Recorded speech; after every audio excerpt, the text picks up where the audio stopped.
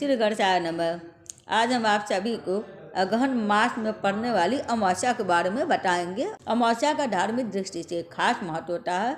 अमावस्या के दिन व्रत, पूजन और पितरों को जल तिल देने से पूर्व फल की प्राप्ति होती है। माना जाता है कि इस दिन व्रत करने और शिव पार्वती की पूजा करने से सुहाग की आयु लंबी होती है और सौभाग्य की प्राप्ति होती है।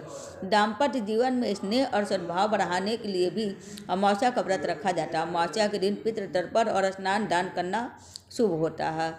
इस साल अमावस्या 12 दिसंबर को मंगलवार के दिन पड़ रही है, तो इसी दिन स्नान दान और अमावस्या का व्रत वगैरह सब कुछ पड़ रहा है। तो अमावस्या के दिन दान जरूर देना चाहिए, पितरों को तर्पण जरूर करना चाहिए। अमावस्या पितृलोक का माना जाता है, इसलिए अमावस्या का दिन पितृलोक का भी पूजन जरूर करना चाहिए। अब पूजन उनका तर्पण है। उसके बाद से आपको भगवान भोलेनाथ, माँ पार्वती जी का भी पूजा करना चाहिए, इससे भी सौभाग्य की प्राप्ति होती है। भगवान विष्णु जी और माँ लक्ष्मी जी का भी पूजा अर्चना जरूर करना चाहिए, इससे घर में लक्ष्मी जी का वास बरकरार रहता है। दिन मंगलवार है, उसको भौमवती अमावस्या बोलते हैं। तो इस दिन हनुमान जी का भी पूजा करना उचित होगा। नहीं कुछ कर सकते तो आप हनुमान चालीसा पढ़ लीजिए, या तो बजरंग बाण पढ़ लीजिए हनुमान जी का, और या तो आप सुंदरकांड पढ़ लीजिए। इन तीनों में से आप कुछ भी पढ़ते हैं, हनुमान चालीसा अगर पढ़िएगा तो 11 बार जरूर पढ़िएगा। इससे आपके ऊपर जो भी संकट और जो भी ऋण का जो बात होगा तो वो सब आपके ऊपर से खत्म हो जाएगा, और आपके ऊपर से संकट खत्म होने बाद भगवान हनुमान जी की कृपा दृष्टि बने। अब हम आप सबको अमावस्या की कहानी सुनाएंगे। सुख अमावस्या व्रत कथा। एक ब्राह्मण और एक ब्राह्मणी थी। वो दोनों भगवान के भक्त थे।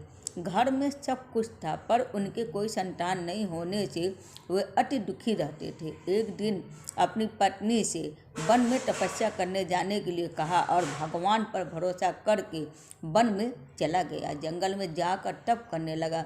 बहुत वर्ष बीत गए। उसके वैराग्य हुआ कि अब अपना जीवन समाप्त कर दूंगा। इस प्रकार सोचकर वह पेड़ की डाली पर फांसी का फंदा लगाकर मरने को तैयार हो गया। तब सुख अमावस्या प्रकट होकर बोली, देख ब्राह्मण, तुम्हारे 60 जन्म तो कोई संतान नहीं लिखी है, किंतु मैं तुम्हें 2 कन्या का वरदान देती हूँ। एक का नाम अमावस्या, दूसरी का नाम पूनम रख देना। अपनी स्त्री से कहना कि सुख अमावस्या का व्रत या उपवास करे। अमावस्या के दिन 1 कटोरी चावल भर कर उस पर दक्षिणा रख कर किसी मंडी में रखना। ऐसा 1 साल तक करते रहना। 1 कटोरी चावल सहित दान करते रहना। ब्राह्मण घर आया, अपनी स्त्री को बताया, और अमावस्या के दिन ब्राह्मणी ने व्रत रखा। कुछ दिन के बाद उसके 2 कन्या जन्म ली। तब उसने एक का नाम अमावस्या व दूसरी का नाम पूनम रखा। धीरे धीरे बड़ी होने पर उनका विवाह किया। बड़ी बहन अमावस्या धार्मिक थी, जबकि छोटी बहन का बिल्कुल ही धार्मिक में मन नहीं लगता था। बड़ी के घर में तो सुख संपदा का भंडार भरपूर था, पर छोटी बहन पूनम के दुख का पार नहीं था। जब बड़ी बहन अमावस्या को छोटी के बारे में सब मालूम हुआ तो उसकी बहन बहुत दुखी हुई।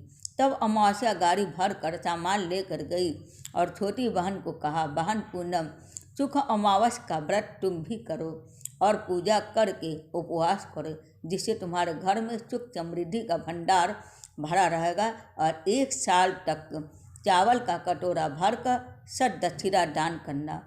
पूनम ने ऐसा ही किया। कुछ दिनों के बाद उसके भी घर में धन धान और संतान की वृद्धि होने लगी। इस प्रकार जो भी सुख अमावस्या का व्रत आदि विधि पूर्वक करेगा, उसके घर में सुख समृद्धि का भंडार भरा रहेगा। माँ सुख अमावस्या पूरा करेंगी सबकी मनोकामना को। तो बोलिए माता अमावस्या की जय हो।